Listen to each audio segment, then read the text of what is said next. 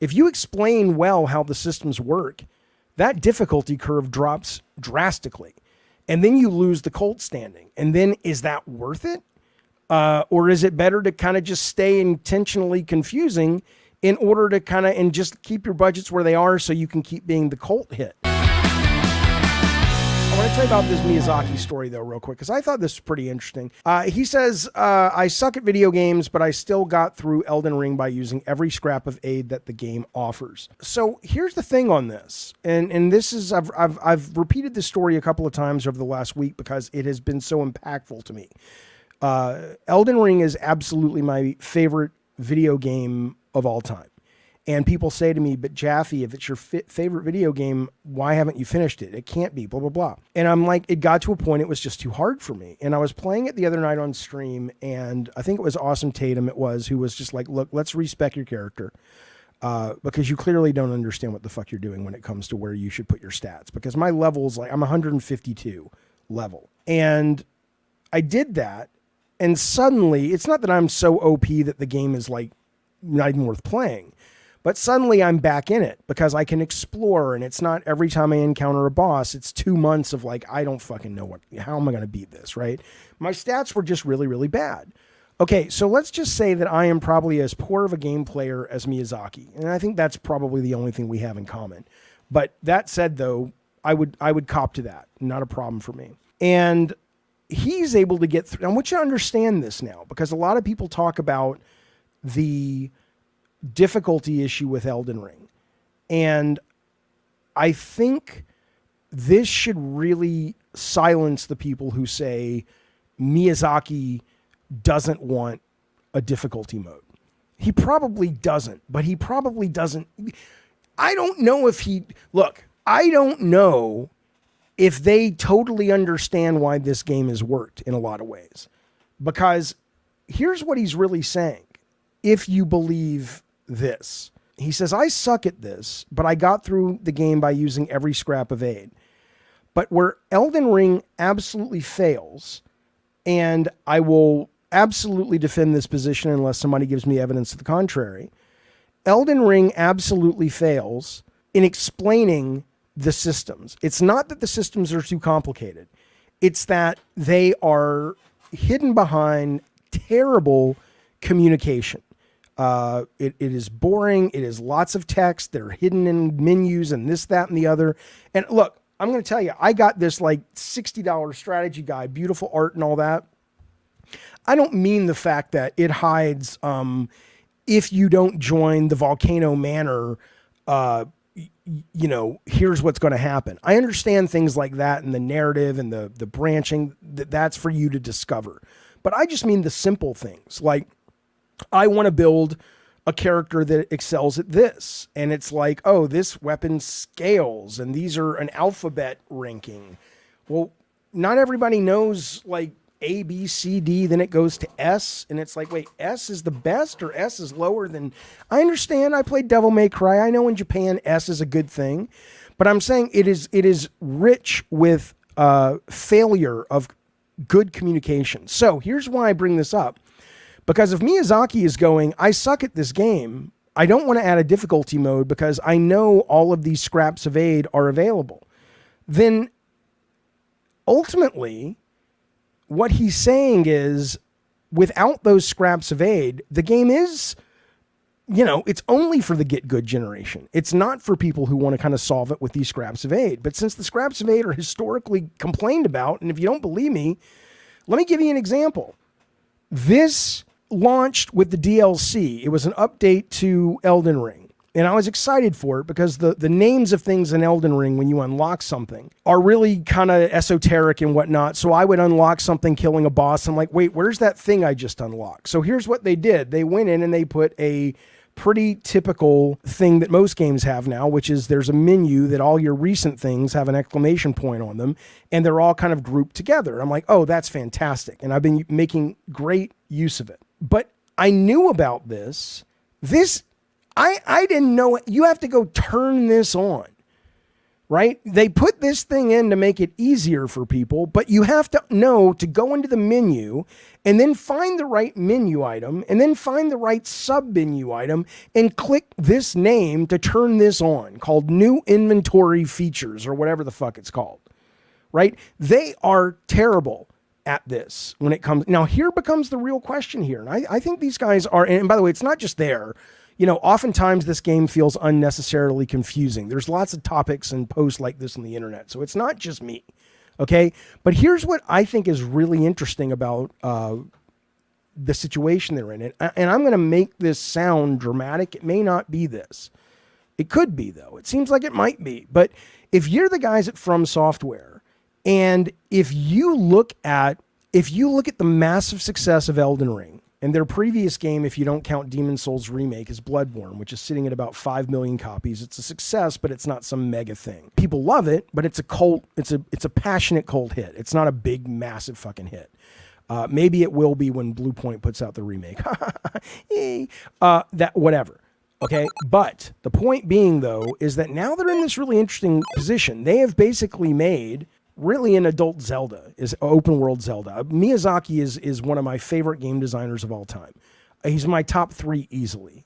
Phenomenal human being when it comes to his work.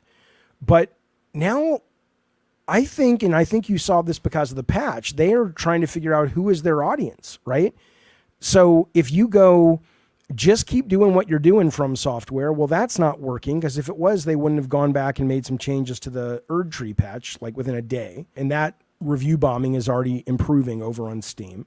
And they get into a really, if Miyazaki learns over the next game how to make every scrap of aid that the game offers, as he says here, clear, and they hire a great consultancy firm like Sweet Baby Inc. No, I'm kidding. But if they hire a great kind of communication user interface expert on the team to make all this clear, suddenly the question becomes, are you going to piss off the hardcore? Because there is this badge of honor. There is this sense of gatekeeping. And suddenly, look, I would have had this game done a year and a half ago if I knew how all the systems worked. If you explain well how the systems work, that difficulty curve drops drastically. And then you lose the cult standing. And then is that worth it? Or is it better to kind of just stay intentionally confusing in order to kind of, and just keep your budgets where they are so you can keep being the cult hit? Because if suddenly this becomes clear as day how to make a build and what these things all do, and you're going to lose that badge of honor a lot of you people seem to really give a fuck about. I think it'll lose some charm. It's full of tutorials, says Eddie T. Yeah, well, I mean, that's my question to you guys, right? I mean, because I have only fallen in love with I want you to think about this. I'm not blowing smoke at my butthole. I'm a relatively smart human, but I'm not like crazy smart. But I'm smart enough that I should be able to play a goddamn video game. And the only time I fell in love with From Software and Miyazaki's work was after I played them on stream. First starting with Bloodborne, then Demon's Souls Remake, and now Elden Ring. And the chat helped me out and explained it to me. I remember walking around the environment in Bloodborne with the doll, the hub, and going, what the fuck am I supposed to be doing with this thing? Like, you don't even know how to really get into the game in a lot of ways. So I am very curious, if you're those guys, how do you define success at this point? It's very strange to me. It's very interesting to me. So I'm that's on my mind. I want to hear your thoughts on that.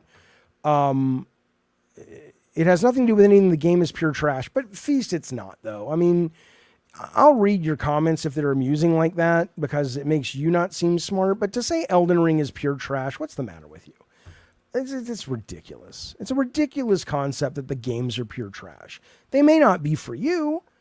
Look, Tears of the Kingdom wasn't for me, but I'm not going to walk around and say it was pure trash.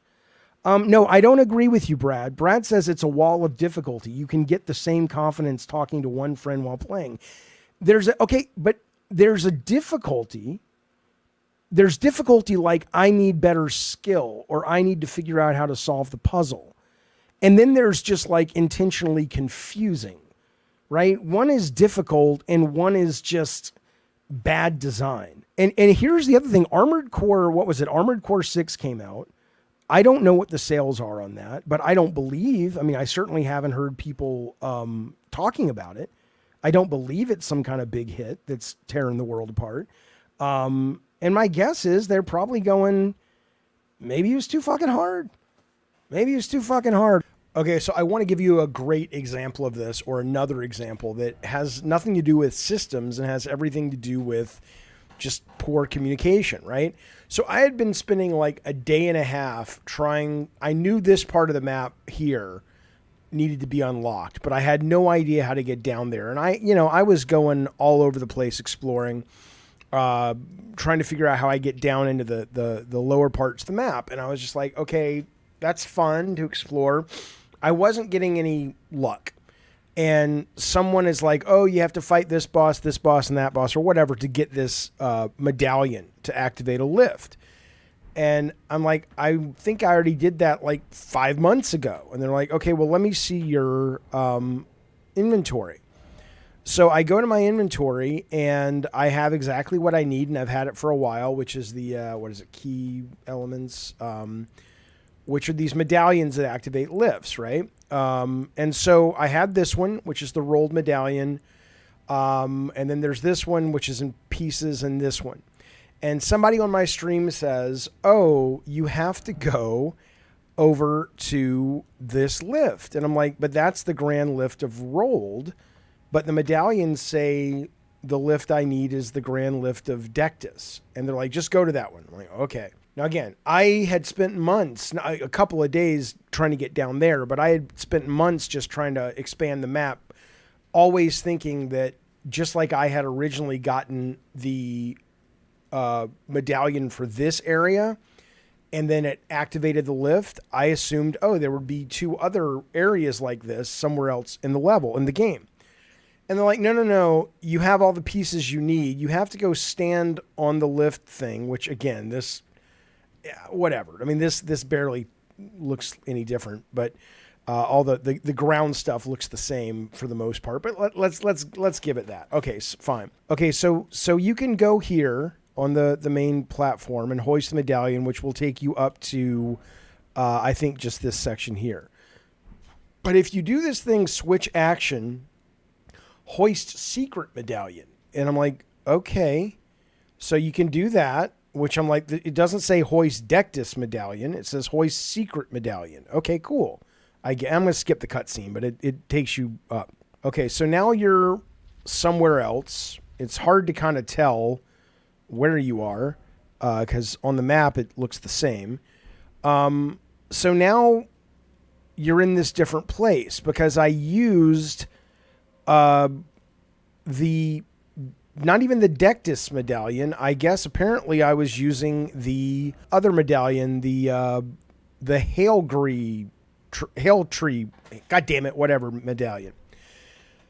Okay, weird. So I could just keep going in here, which I've done and fought, but there's also this place. Okay, hoist secret medallion. Well, where's that going to take me? Okay, and now I'm in another place.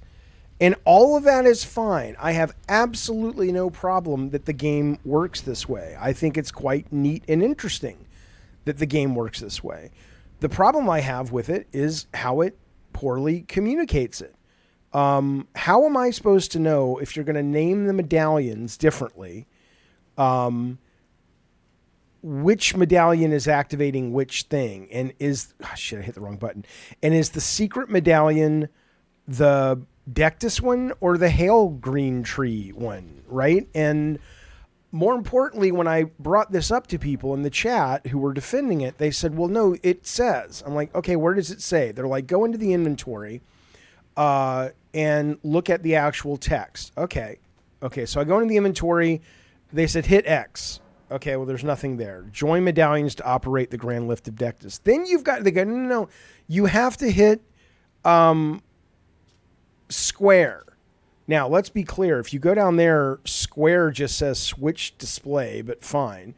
And then if you read it, nothing in this explains. The only thing this does is it says brandishing this medallion with both halves linked will activate the Grand Lift of Dectus, not the other one, which is on the map, connecting the Atlas Plateau to La Ruine, whatever.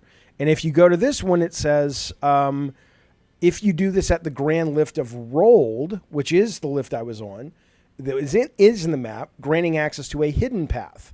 And it's not, and then they're like, can't you see, Jaffe, that the text is, it's like explaining that these things are somewhat linked or whatever. And then I'm going, okay, I don't even have a problem with that. If I had known, like, that's pretty obscure, but I'm like, hey, if that's the rules of the game, and they're like, look, we want you to go into the menus, not just for the stats and stuff, but we want you to read every description. If you're stuck, read every description, and not just read it and it'll tell you what to do, but read it, and in reading it, there may be some interesting word choices that if you kind of, quote, solve the puzzle, it's not a puzzle, but if you parse the language, you'll understand more about what your next step should be. I don't have a problem with that. I think that's cool. That's old school adventure gaming right there. But forgive me, being in a world of games such as they are, it's not that I have a problem with any of this so much as if the game prepares you and says, it's not just hard, but part of the skill or part of the challenge is spending time reading this stuff and really understanding the words, and that's part of the experience, then I would say, oh, okay, my bad. But if you don't tell the player that, it's like throwing them into Madden football and expecting them to play it like NFL Blitz. It's like, how am I supposed to know that? And let's be clear, this is my favorite game of all time. Like I said earlier, Miyazaki's the fucking shit, man. Here's what I said about him last night on this very stream. This really is the best game ever made, though. And I really do think Miyazaki is probably the best game designer working today. And he should be, and you know, I don't think he needs to do anything else. If he quit tomorrow, I think he would go down as this generation's Miyamoto. He's made enough brilliant games that I don't think, you know, he's just staggeringly talented. I adore this game. I can't wait for what he does next. I've rarely felt that way about a game designer other than me. But, you know, this is not good. It needs better fixing. Fix it.